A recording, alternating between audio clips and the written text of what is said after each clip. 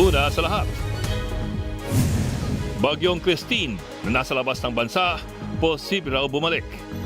Ang matindi pa, may tsansa itong makipag-ikutan sa isang bagyong nasa labas pa ng Philippine Area of Responsibility. Aabot kaya sa undas ang maulang panahon. Ang latest sa galaw ng Bagyong Christine at ng nagbabadyang Bagyong Leon, alamin maya-maya lamang. Magandang gabi, Pilipinas! Sa Frontline tonight. Patay sa hagupit ng Bagyong Christine, umakyat na sa halos 50. Kabilang po dyan ang mga nasawi sa mga landslide sa Batangas. Higit 15,000 residente inilikas matapos malubog sa baha ang malaking bahagi ng Tuguegarao City sa Cagayan. Sa gitna ng malawakang pagbahang na minsala sa Bicol, 61 billion pesos umunong flood control budget ng rehiyon, aalamin ng Senado kung saan napunta. Dating Pangulong Duterte makakaasa raw nire-respetuhin ng mga senador kapag humarap siya sa Senate Drug War Probe. Kaanak ng mga biktima ng EJK, imbitado rin sa pagdinig sa Lunes. Mga pasahero at motorista sa Brazil na ipit sa gitna ng barila ng mga polis at mga kriminal.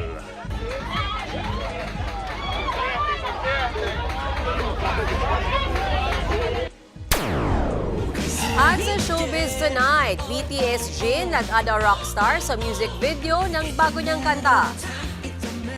1, 2, 3, I will be there forever. 나가나지 않아, I'll be there for you.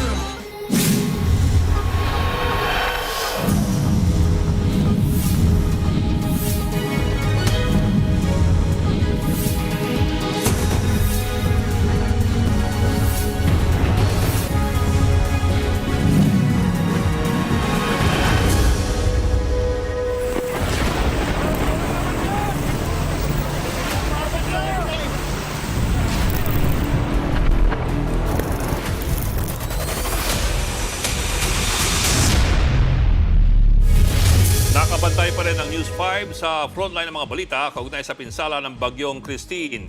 Iuulat ni Reniel Pawid at Gary De Leon ang mapaminsalang landslide live mula sa Talisay at sa Cuenca, Batangas. Nasa Tuguegarao City, Cagayan naman si Elaine Fulgencio kung saan maraming barangay ang binaha dahil sa pag-apaw ng ilog. Habang nasa Naga City pa rin si Gio Robles para magbigay ng update sa mga Bicolanong sinalanta ng bagyo. 18 ang patay sa mapaminsalang landslide sa Talisay, Batangas kasunod ng hagupit ng Bagyong Christine. Karamihan sa mga nalibing ng buhay, mga bata. At live mula sa Talisay, Batangas, nasa frontline na balitang yan, si Reniel Pawid. Reniel, anong update dyan? Bok, dito nga sa puneraryang ito dinala yung mga labi nung 18 namatay doon sa landslide sa barangay Sampaloc dito sa Talisay, Batangas. No? So pagkatapos nga na maisaayos yung mga labi o katawan nitong ating mga kapatid ay ididiretso sila doon sa covered court ng barangay para bigyan naman ng disenteng burol. Malalaking tipak ng bato, maputik na lupa at mga nagkaputol-putol na sanga ng mga puno.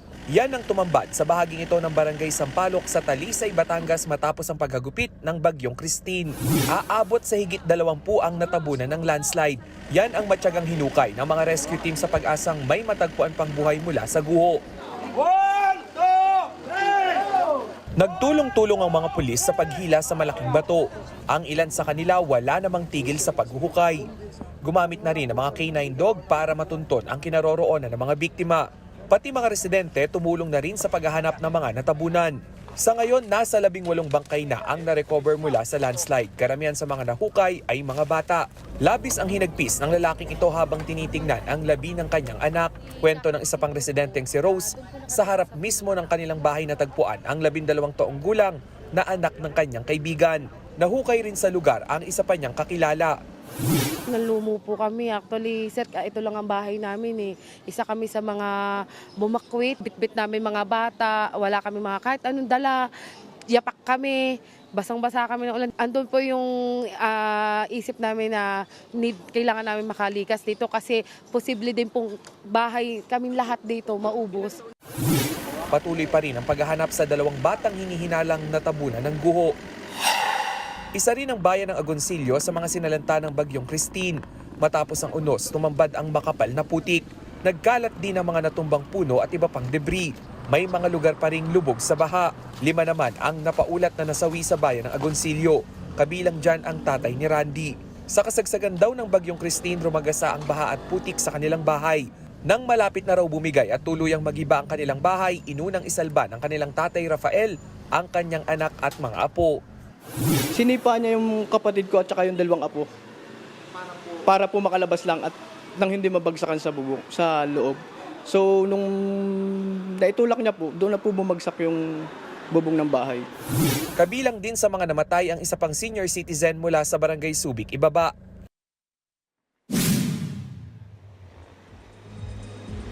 Bok, doon naman sa ground zero ng landslide, tuloy-tuloy yung search, rescue at retrieval operation. So sabi nga ng mga rescuer ay 24/7 na nila itong gagawin hanggat hindi nakikita yung 2 batang hinahanap pa sa ngayon. At babalik tayo dito no, sa may punerarya na to. Kanina pa nadala, kaninang umaga yung 18 mga labi. Pero ang nagiging hamon ngayon ay yung kakulangan doon sa mga kabaong dahil nga kinausap na nung may-ari ng punerarya itong mga kaanak ng mga namatayan at ginagawa na lang ng diskarte no, yung mga bata na nakita gaya na lamang nung sanggol at nung kanyang ina ay pagsasamahin na lang doon sa isang kabaong dahil nga sa kakulangan na rin ng supply. Bok. Rainiel, siguro konting description lang dun sa lugar kung saan nangyaring landslide sa Talisay. Ito ba'y bulubunduking lugar o meron lang nag-iisang burol dun sa likod at ito ba'y, for example, kalbo? Bok, doon sa landslide area, no, yung isang buong stretch kanina na dinaanan natin, may sukat siya na para ma-visualize ng ating mga kapatid ay 10 size ng isang full basketball court. Ganon kalaki yung naging pinsala. One stretch ito ng isang bundok, no? At yung sitwasyon ngayon doon ay tila lahat nung mga nakatira doon sa gilid ay natapyas yung bahagi nga ng bundok na yon na ganong kalaki. Nung tinitignan naman natin yung lugar ay wala namang mga senyales o ilang mga bakas na nagkakaroon nga ng pagpuputol ng puno doon sa lugar. Bok. Rainiel, may history ba talaga na madalas magka-landslide dyan sa lugar na yan o dahil lang napakalala talaga nung dami nung ulan na bumagsak kahapon kaya hindi na kinaya nung lupain dyan sa bahaging yan? Mean, ayan din yung isa sa mga una nating tinanong dito sa mga kapatid natin mismo dito sa Talisay at sinabi nga nila no sa nakalipas na 2 dekada ay hindi sila nakaranas ng ganito kataas at karaming buhos ng tubig lalong-lalo na tuwing may bagyo. Sabi nila first time man itong maituturing pero para sa kanila ito na yung pinakamasamang bangungot na kanilang kinaharap nga sa loob ng 2 dekada. Okay, maraming salamat, Rainiel Pawid. 2 naman ang patay habang 3 ang nawawala sa isa pang landslide sa Cuenca, Batangas. Ang gumuhong lugar, dati na palang idineklarang danger zone. At live mula sa Cuenca, Batangas, nasa frontline ng balitang yan si Gary De Leon. Gary, kumusta ang paghahanap sa mga nawawala dahil sa landslide? Alam mo, Mean, kabila nga ay nangyaring landslide dito sa Batangas kung saan kumitilto ng mga buhay matapos yung Bagyong Christine. At ang nangyari nga, dito ngayon tayo sa Cuenca, Batangas kung saan patuloy pa rin yung sinasagawang retrieval operation. Tulong-tulong na hinila ng mga rescuer ang mga naglalakihang bato at mga nagbagsakang puno sa barangay Don Juan sa Cuenca, Batangas. Sa lugar na ito, natabunan ng landslide ang higit 100 bahay sa kasagsagan ng Bagyong Christine kahapon. 2 ang patay habang 2 ang sugatan. 3 naman ang nawawala. Yung na-affected na mga tao na daanan ng landslide yung kanilang bahay ay paalis na sana, papunta na sa evacuation center. Inilikas na ang mga residente sa lugar. Pag-aaralan ng lokal na pamahalaan na ipagbawal na ang pagtatayo ng bahay sa pinangyarihan ng landslide. Matagal na raw itong idiniklarang danger zone. Sa Lipa City naman, bumuhos ang emosyon nang matagpuan ang bangkay na isang babae sa gilid ng Taal Lake sa Barangay Halang. tinangay ng baha ang biktima sa pananalasa ng bagyong Christine. Kwento ng mga kaanak niya, nasa evacuation center na raw ang babae pero bumalik sa bahay para hanapin ang dalawang pamangkin. Bukod sa kanya, nasawi rin ng isang babaeng sanggol at isa pang batang 9 na taong gulang. Huwebes ng hapon, sasagsagan ng bagyong Christine, bigla na lamang rumagasa ang tubig dito sa mga bahay dito sa sitio Tagbaking. Naging flash flood ito at naging landslide kaya tinangay yung mga bahay na umabot pa hanggang doon sa may Taal Lake. Nawasak sa landslide at flash flood ang mga bahay sa sitio Tagbaking. Ang ibang bahay tuluyang inanod sa lawa. Nagtataka rin kami, poso nang galing yung volume ng tubig. Yung parang imposible. Kami po may sinasabi dito sa Batangas na matatanda, elementong tubig. Ito raw ang unang beses na nagkaroon ng matinding trahedya sa kanilang barangay. Tingin nila, dulot ito ng pagpuputol ng mga puno sa kanilang lugar. Nangyayari last night, tubig lang kami. Nung nakakalbo na yung mga taas na, sadya naman kami takot na. Pinayagan na ang mga bakwit na umuwi sa kanilang bahay. Balik normal na rin ang sitwasyon sa ilang barangay. Ayon sa lokal na pamahalaan, nasa 5 milyong piso naman ang halaga ng mga nasirang pananim sa Lipa. Mayan, bukas magsisimula uli yung clearing operations sa Lipa City ng mga na-landslide ng kalsada at mga bahay para mas mapabilis na yung pagpasok ng mga tulong na nanggagaling sa labas. Mayan. Alright, maraming salamat sa iyo, Gary De Leon.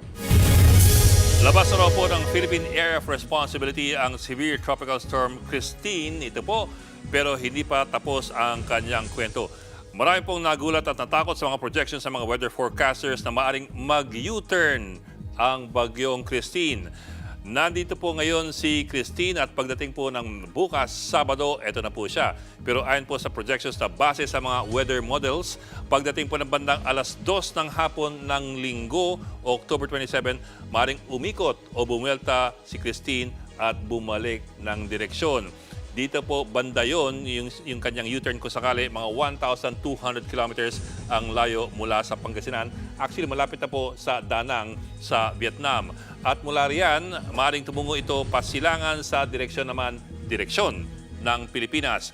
At sa weather modeling po, pagdating po ng Miyerkules, nato na po si Christine, mga 700 kilometers na lang po ang layo mula sa Pangasinan. Pero para po malinaw, ang mga ito ay weather modeling lamang at maaari pa pong magbago. So wala pong kasiguruhan yan, lalo't next week pa yan at marami pa ang mga pwedeng magbago.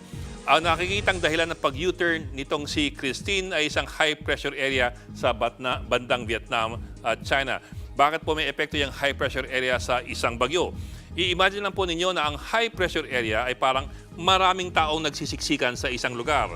Kaya't wala na pong ibang makapasok at tinataboy ang mga bagong parating.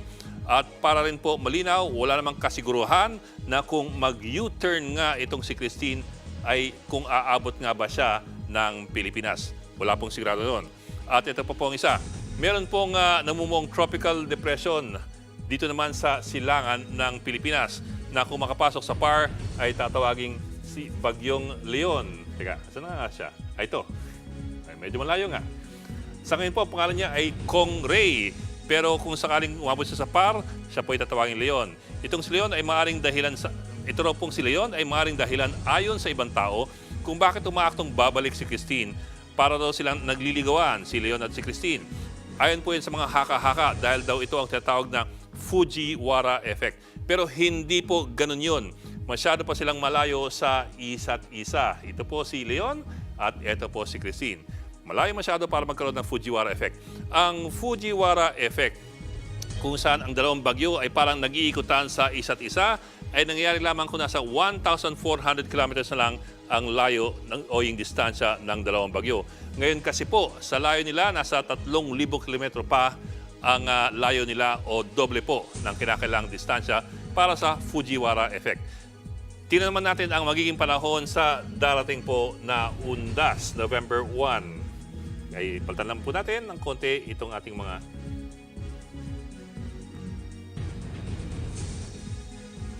okay, bayan mo na siya. Sa araw na yan, November 1, posibleng nasa West Philippine Sea na po, malapit sa Luzon, ang bagyong si Christine. Balik natin sa tracking. Okay. Ito pong si Christine. Base po sa windy, may tsansang magpaulan ang trough o yung extension nito sa Southern Luzon, kabilang po ang Mimaropa at Western Visayas. Ayon pa sa Pag-asa, posibleng ulanin ang natitirang lugar sa Luzon dahil po sa pag-iral ng easterly wind sa silangan. Pero isang linggo pa naman po yan, kaya't pwede pang magbago ang forecast, sabi nga natin. Kaya't lagi maging updated sa lagay ng panahon. Nadagdagan pa ang mga lugar na isinailalim sa state of calamity dahil sa bagyong Christine. Kabilang dyan ang Batangas na nakaranas ng matinding baha at landslide. 19 ang namatay sa naturang lalawigan. Nasa state of calamity na rin ang Cavite, lalo silang binaha dahil sa mga umapaw na ilog. Sa Laguna, 3 bayan ang nagdeklara ng state of calamity, ang San Pedro, Binyan at Victoria.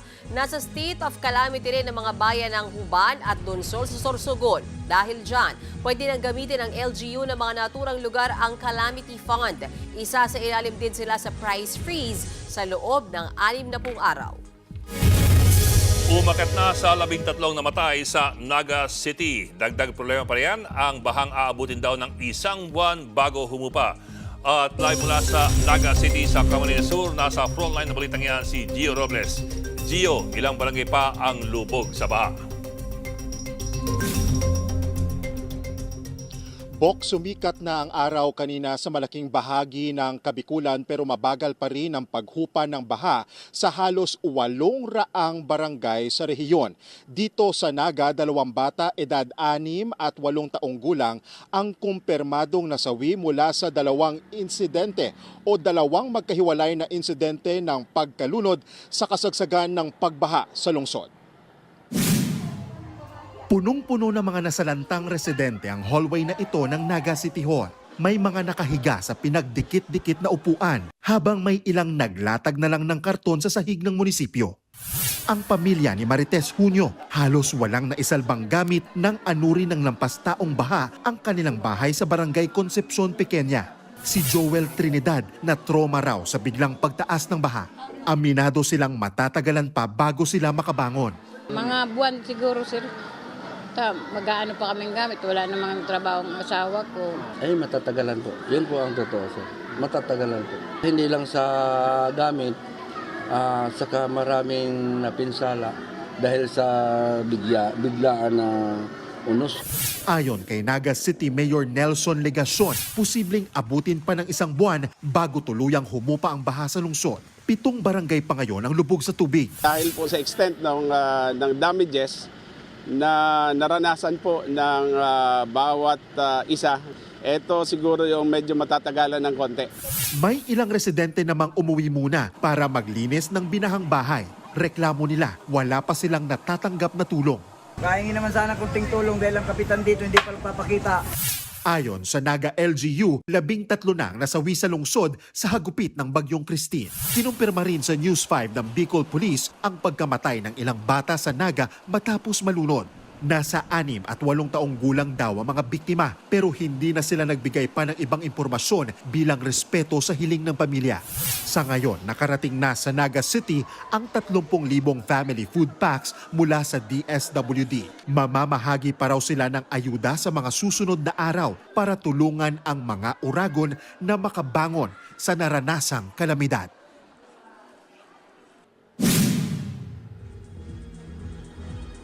Bukod sa Naga, lubog pa rin sa baha ang maraming lugar mismo dito sa Camarines Sur gaya sa mga bayan ng Bato, Baaw, Bula, maging sa San Fernando, Milaor at lungsod ng Iriga. Bok, balik sa iyo. Maraming salamat, Gio Robles. Nahihirapang umusad papuntang Naga City ang mga rescuer dahil pa rin yan sa perwisyong baha at sa mga sasakyan nakahambalang sa kalsada. Nasa frontline na balitang yan, Ian Suyu. Gadibdib na baha ang sinuong ng mga rescuer sa Barangay Del Rosario, San Fernando, Camarines Sur. Sinagip nila ang isang buntis. Isinakay nila ito sa isang pump boat ng Philippine Red Cross kasama ang isa pang sanggol. Tanging mga 6x6 truck lang ng Red Cross ang nakapasok sa San Fernando hanggang Milaor Road, patungo na yan sa Naga City. Sakay ng amphibious water vessel, sinuyod namin ang malawakang pagbaha papuntang Naga. Isinakay sa pump boat ang mga stranded na residente. Sa kasagsagan ng rescue operations, tumagilid pa ang isang bangka, sakay ang isang bata at matanda. Agad naman silang inalalayan ng mga rescuer. Nagpahirap sa rescue operations ang mga nalubog na sasakyan sa kalsada. Dahil sa sobrang sikip ng kalsada sa Milaor, lumipat kami sa mas maliit na bangka. Habang papalapit sa Naga, mas lumalim ang bahang sumasalubong sa amin. Andito tayo ngayon sa bayan ng Milaor. Katabi na nito yung bayan ng Naga. Ilang metro na lamang ang layo niyan. Pero kung mapapansin ninyo, napakataas pa rin ng tubig na umaabot hanggang sa dibdib. Kaya karamihan, kung hindi naglalakad, ang ginagawa ay sumasakay at nagrerenta sa mga bangka. Ang senior citizen na si Lea Durante, idinaing ang kawalan ng tulong mula sa lokal na pamahalaan. First time na hanggang na po sa pinaka ng stair ng barangay hall. Panawagan ng Red Cross, tulungan sila ng mga ahensya ng gobyerno na maialis ang mga nakahambalang na sasakyan para mabilis na makadaan ang kanilang mga rescuer at agad masaklolohan ng iba pang mga apektado ng pagbaha. Nagbabalita mula sa frontline, Ian Suyu, News 5. Sa gitna ng matinding pagbaha sa Bicol Region, gustong malaman ng ilang senador kung saan napunta ang umano'y bilyon-bilyong pisong pondong inilaan para sa flood control projects. Narito ang aking report. Mabilis na tumaas ang baha sa malaking bahagi ng Bicol Region dulot ng bagyong Christine. Nalubog ang mga taniman, maraming nasirang mga ari-arian at mga nawalang buhay. Sa tindi ng iniwang pinsala ng bagyo, ang tanong ngayon, saan napunta ang pondo ng gobyerno para maiwasan ang pagbaha sa Bicol Region? Yan ang gustong malaman ni Senator Joel Villanueva. Ayon sa senador, nasa 61 billion pesos ang ibinigay na pondo sa Bicol Region para sa flood control program. Taliwas sa kumakalat umanong 9 na bilyong piso lang ang inilaang budget dito ng pamahalaan. Hindi po totoo yun kasi in 2023 sa DPWH alone 29.4 billion ang budget. This year for Bicol Region 2024 ang budget for flood control ng DPWH ay 31.9 billion.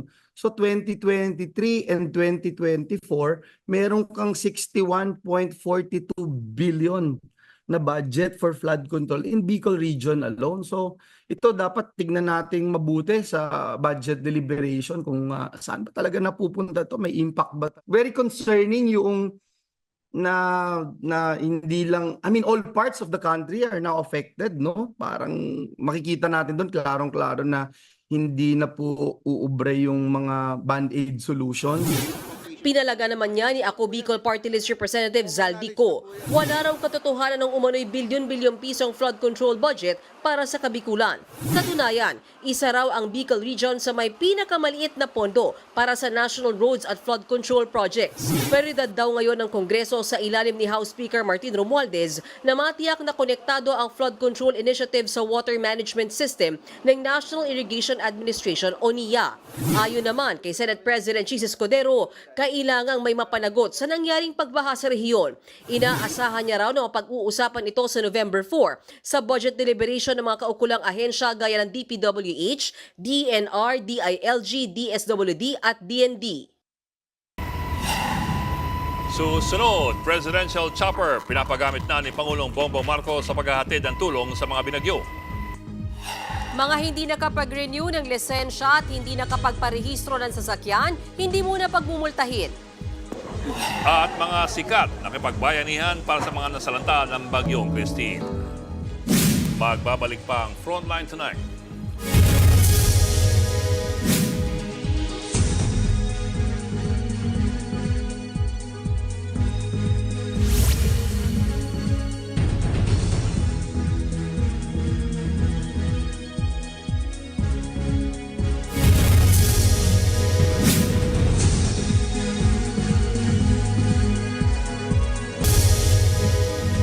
Mahigit 30 barangay ang binaha sa Tuguegarao City sa Cagayan. At live mula sa Tuguegarao City, nasa frontline na balitang yan, Elaine Fulgencio. Elaine, marami na bang inilikas dyan? Bok, aabot sa mahigit 17,000 residente ang inilikas na dito sa Tuguegarao City. At sa mga oras na ito dito sa barangay Sentro 11, gising na gising pa yung mga residente dahil nga sa pangamba ng muling pagtaas ng tubig baha.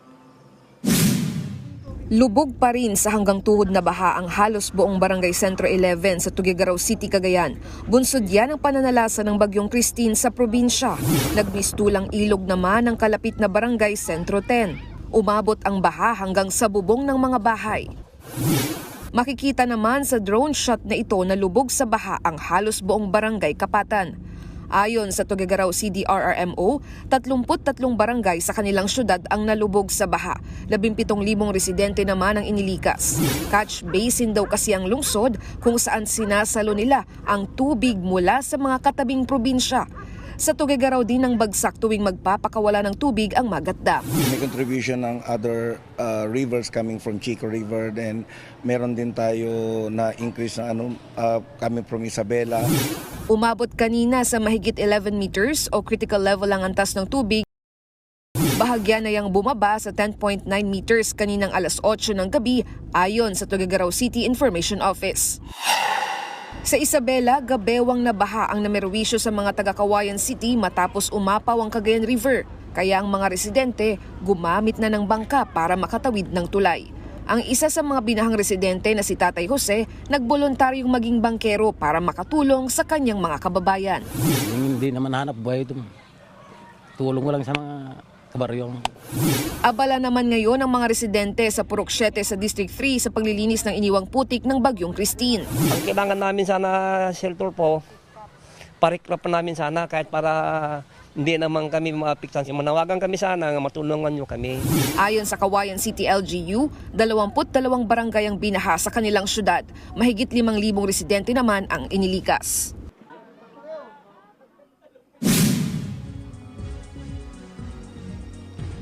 Bok, bagamat bahagya ng bumaba yung baha dito nga sa Barangay Sentro 11, hindi pa rin tiyak yung ibang bakwit natin kung makakauwi na sila ngayon dahil may ibang parte pa rin dito sa Tuguegarao City ang lubog pa rin sa baha. Bok?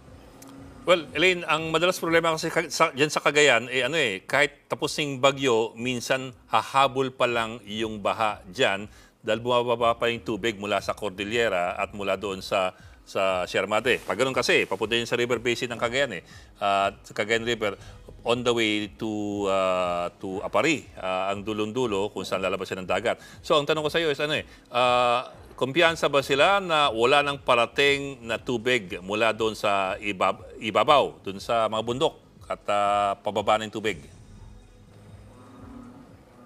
Natanong din natin yan kanina sa Tuguegarao City Disaster Risk Reduction Management Office at ang isasagot lang nila dyan is they're hoping na magtuloy-tuloy na nga yung pagbaba ng baha dito sa Tuguegarao City kung hindi na uulanin doon nga sa mga karatig probinsya o sa upstream doon sa sinabi mo nga sa Isabela, sa Mountain Province, sa Nueva Vizcaya.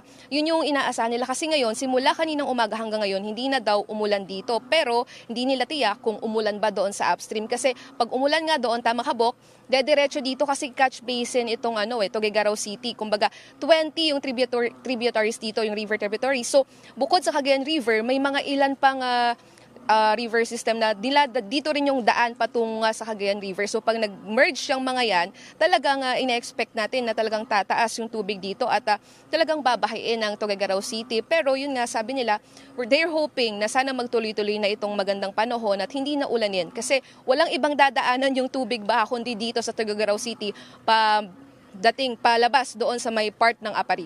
Bok. Okay. Eileen, yung sa akin, hindi kasi bago yan na binabaha dyan, diba? Kung naalala ko yung last na parang ganyan din kalala, Ulysses 2020 na umabot hanggang bubong, So basically, hindi bago yan. So, hindi bago yung nangyayari sa kanila. Baka lang natanong nyo sa LGU kanina, what happened to the flood control projects? Kasi since that time, laging sinasabi sa DPWH, nagko-concentrate sila ng mga flood control projects. May nagawa ba at may epekto ba kung meron man sa mabawasan yung pagbaha? Yes, natanong din natin yan. Actually, kasi hindi mo maiiwasan yung mga sagot ng mga na-interview namin kanina. Sabi nila, kada ulan may trauma because nga doon sa nangyaring pagbaha, yung mass flooding noong 2020 dahil sa bagyong Ulysses. At kanina nakausap natin yung mga residente, sabi nila, itong kinatatuyan ko ngayon, aabot dyan sa parang bubong na ito, ganun kabilis yung pag-akyat ng tubig baha noong 2020, noong bagyong Ulysses. At ang sabi nga ng LGU ng Tuguegarao City, hindi na nga bago, bago. Tama, hindi na bago ang pagbaha dito dahil talagang marami na raw silang ginagawang paraan din. Pero ang isang sinasabi nila is dapat daw kung magkakaroon ng dredging, mass dredging doon sa Cagayan River kasi silted na yan eh. Kumbaga marami ng buhangin na naipon dyan from upstream.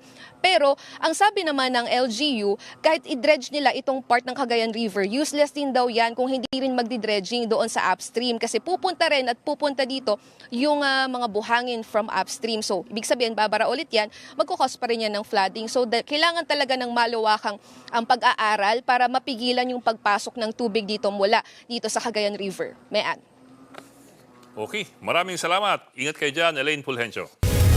Umakyat na sa 46 ang patay sa paggagupit ng Bagyong Christine base sa tala ng Office of Civil Defense. Ipinag-utos na ni Pangulong Bongbong Marcos ang agarang tulong sa mga nasalanta. Nasa frontline ng balitang yan si Maricel Halili. Sakay ng presidential chopper, ininspeksyon ni Pangulong Bongbong Marcos sa mga binahang lugar sa Metro Manila, Batangas at Cavite. Kitang-kita ang lawak ng pinsalang idinulot ng Bagyong Christine. Bago ang aerial inspection, ipinag-utos na ng Pangulo na gamitin ang lahat ng assets ng gobyerno gaya ng mga barko at eroplano sa search and rescue operation at paghahatid ng tulong sa mga nasalanta. Pati presidential choppers pinagagamit na. We'll just have to keep monitoring the situation and make sure always the rescue and relief are that cannot stop. It doesn't matter if there's another storm coming, we cannot stop. That cannot stop. Para hindi magkulang sa mga taong re-responde sa mga binaha, pinakansela ng Pangulo ang leave ng lahat ng uniformed personnel. Inutusan niya rin ang Department of Budget and Management na madaliin ang paglalabas ng pondo para sa ayuda at rescue operations. Inatasan namang mamahagi ng financial assistance ang DSWD habang ang Department of Agriculture inutusang maglagay ng kadiwa store sa mga apektadong lugar. Nagpaabot din ng pakikiramay ang Pangulo sa mga biktima ng bagyo. I would like to express my sympathy for our fellow Filipinos who have become victims by Tropical Storm Christine. We are grateful for the resilience, leadership, and proactive measures undertaken by our local government units which have saved many, many lives. Sa inisyal na tala ng Office of the Civil Defense, 46 na ang nasawi sa kasagsagan ng Bagyong Christine. 20 ang nawawala habang 7 ang sugatan. Sa datos naman ng NDRRMC, higit 300,000 residente ang inilikas. Halos 700,000 pamilya ang apektado habang aabot sa 9.7 million pesos ang pinsala sa agrikultura. Inanunsyo naman ng Social Security System o SSS na maaaring mag-avail ng salary at pension loan ng mga apektado ng bagyo. Maaari ring mag-apply ng emergency loan ang mga miyembro at pensioner sa Government Service Insurance System o GSIS na nakatira sa mga lugar na isinailalim sa state of calamity. Hanggang 40,000 pesos ang maaaring loan na pwedeng bayaran sa loob ng 3 taon sa mababang interes. Nagbabalita mula sa Frontline, Maricel Halili, News 5. Hindi mo na pagmumultahin ang mga hindi nakapag-renew ng lisensya at mga hindi nakapag-rehistro ng sasakyan ngayong buwan. Ayon po sa Land Transportation Office, pagbibigyan nila mga expired na rehistro ngayong Oktubre. Sa driver's license naman, yung mga may expiration lamang ng October 21 hanggang October 31 ang hindi pagmumultahin. Dahil yan sa pananalasa ng Bagyong Christine, extended hanggang November 8 ang mga expired na rehistro at mga lisensya ng mga nabanggit.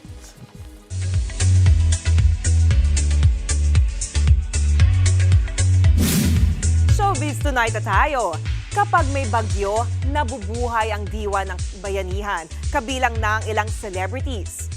Ang aktor na si Donnie Pangilinan, personal na nag-deliver ng relief goods sa Angatabuhay office ni dating Vice President Leni Robredo. Kasama rin ang Angatabuhay sa donation drive na binuo ni Popstar Royalty Sara Geronimo. Pwedeng dalhin ang inyong in-kind donations sa office ng The G Studio sa Alabang at Museo ng Pag-asa sa Quezon City. Simula naman na bukas hanggang sa Linggo, sa Yellow Gate ng Araneta Coliseum tatanggap ng in-kind donations ang P-Pop Kings na SB19. Susunod, mga commuter sa Brazil na ipit sa barila ng mga pulis at kriminal. Pabumuo ng buhawing may kasamang buhangin sa pulsa video sa UAE. At BTS Jin, nakala rockstar sa new song niyang I'll Be There For You. Tutok lang mga kapatid dito sa Frontline Tonight.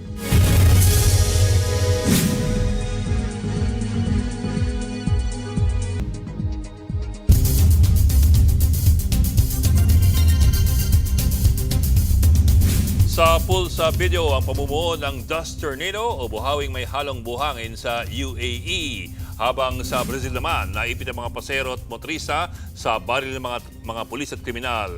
Yan ay pa sa Frontline News Abroad. Biglang natigil ang daloy ng trapiko sa Brazil. Nagkaroon din ng komosyon sa mga pasahero. May mga nakadapa sa kalsada at meron ding mga nagtago sa mga nakahintong sasakyan. Maya-maya pa, maririnig ang sunod-sunod na pag-alingaw-ngaw ng mga putok ng baril. Lumabas ng bus ang mga pasahero at dumapa sa kalsada. Nangyari yan sa kasagsagan ng barilan sa pagitan ng mga pulis at mga kriminal. Ayon sa pulis, sinubukan nilang pasukin ang compound na hawak ng grupo. Pero nang mamaril ang mga kriminal sa mga sasakyan, napilitang umatras ang mga pulis para walang madamay na mga sibilyan.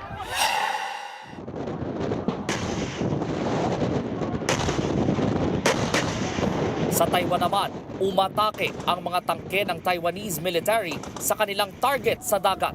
Nagpakawala rin ng mga flare para makita ng mga sundalo ang kanilang target. Bahagi yan ng kanilang live fire exercise para maging pamilyar ang kanilang militar sa pakikipagdigma sa gabi. Sinanay sa dilim ang mga sundalo para madepensahan ang kanilang teritoryo mula sa anumang pag-atake sa dagat. Isinagawa ito matapos ang military drill ng China malapit sa teritoryo ng Taiwan. Tanaw na tanaw sa gitna ng kalsada ang buhawing ito sa UAE. Ang naturang buhawi may kasamang makapal na buhangin. Sinabayan pa ng mga pagkidlat ang dust tornado. Wala namang nasaktan sa pagtama ng naturang buhawi. Nagbabalita mula sa Frontline, Brian Basa, News 5. Makakaasa raw ng respeto mula sa mga senador si dating Pangulong Rodrigo Duterte kapag humarap siya sa pagdinig ng Senado sa Lunes tungkol sa war on drugs.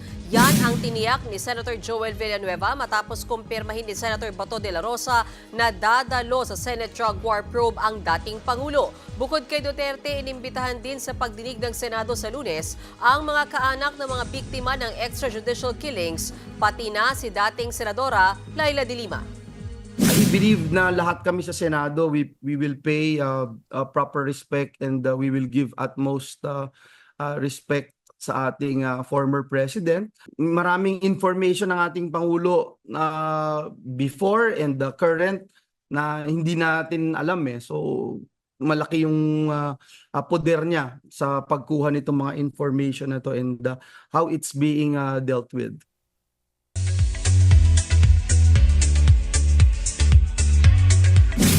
Dobleng Happy Friday treat ang dala ni Jin.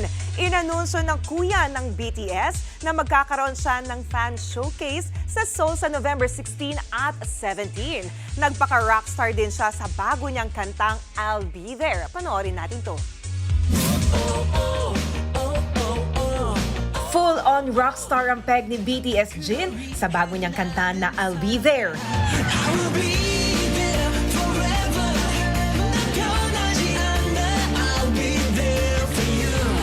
Happy vibes ang tema ng music video na sinut under a bridge with matching banda at food truck pa yan.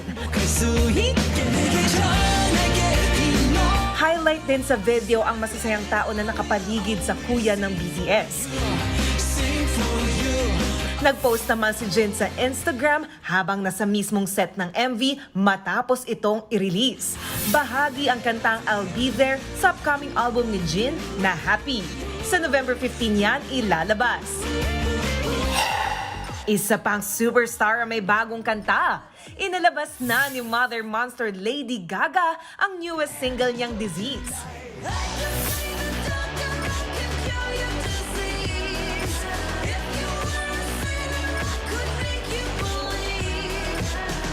Full of heavy beats and electro rock sound ang kanta na tungkol naman sa suffering and healing.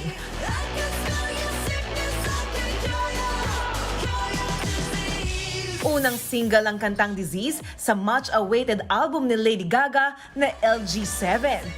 Sa February naman yan, target i-release. May mga baon pa akong chika tonight, kaya dyan lang kayo mga kapatid. Abangan ang cute na costume party ng mga aso sa Amerika. At may entrata, pinatunayan ng pagiging kabugera nang ma-feature siya sa Grammys. Tuloy ko yung balitaan dito sa Frontline Tonight.